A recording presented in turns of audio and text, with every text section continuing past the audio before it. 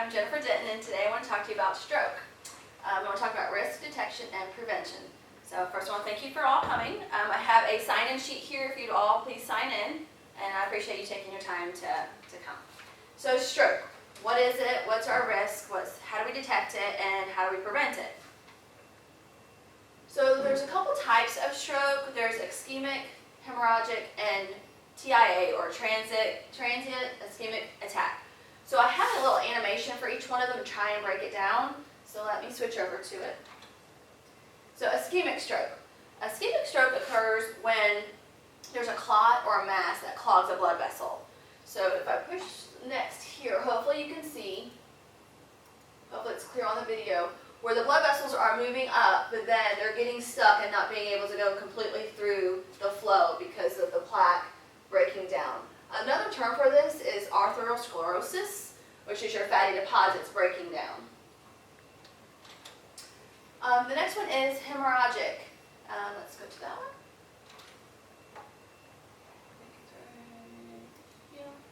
Okay, hemorrhagic stroke is from a weakened vessel that ruptures, and the blood from that vessel is now going into the brain, and it's causing pressure on the brain, and it's not allowing for the blood flow because of that pressure.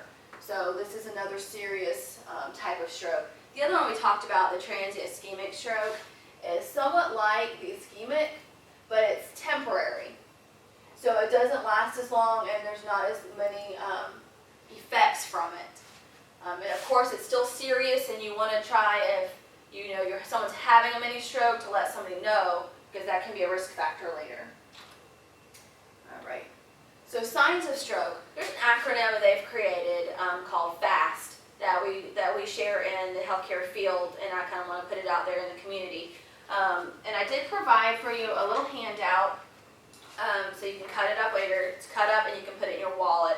That kind of breaks down the acronym FAST, so F-A-S-T. And I'm going to go over each one individually, and then we'll kind of put it together for you. So F, face drooping. Does one side of the face droop, or is it numb? So if you're talking to someone and all of a sudden you're seeing that one side droop, or if you ask them to smile and it's not symmetrical, you got one drooping more than the other, that could be a sign of them having a stroke. So you want to pay attention to that. Arm weakness. Is one arm weak or numb? So you want to ask the person to raise both arms. Does one arm drift forward, or not able to keep it balanced? That could be an indication. Speech difficulty.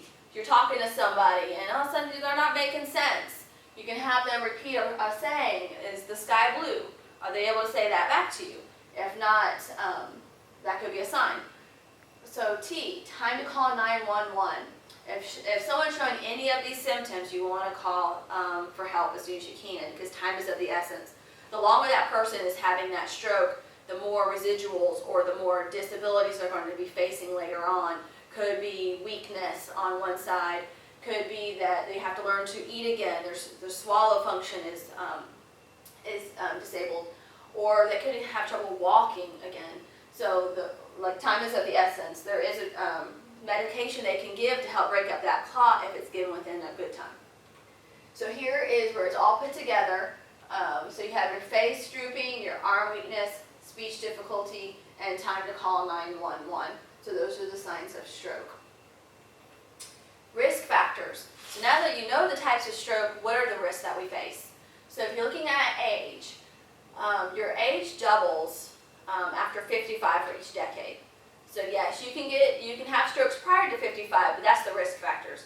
I have seen people younger, like in their teens, and young adults who have had stroke based on maybe other risk factors that they've seen. Family history. Does your sister had it, your mother had it, your grandpa, or anybody in your family who's had a stroke before? That means you can be at risk for it. So you kind of want to be familiar with your family history. Race. African Americans, it says, is the highest risk for, as far as race, to have a stroke due to diabetes, obesity, and hypertension.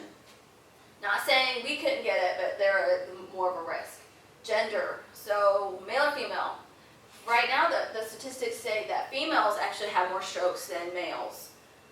Females actually die from the strokes more often than males do. Due to preeclampsia, maybe during pregnancy, hormone therapy, oral contraceptives that we take, those all pose risk factors and dangers later on in life for stroke. Stroke prevention. So we've talked about what strokes are, the risk, and now what can we do to help prevent it. We all can do our part to help prevent stroke, and these are some of them. So high blood pressure.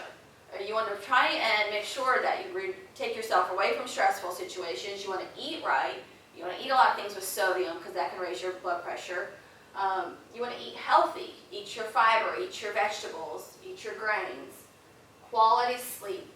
It says to get between 8 and 9 hours of sleep every night. I'm guilty of that, not being able to get that, but we all have something on this that we can work on.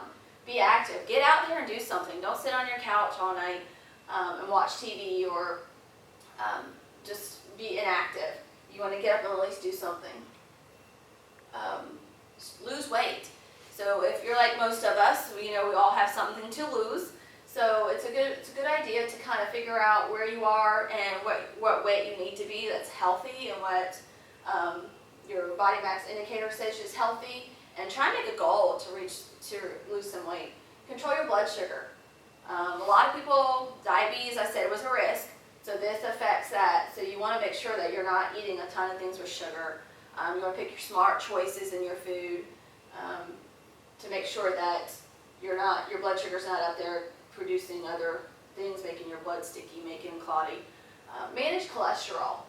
So that's your fats that you can be eating, like your fried chicken or smoking is another one. So you want to make sure that you're choosing some good choices.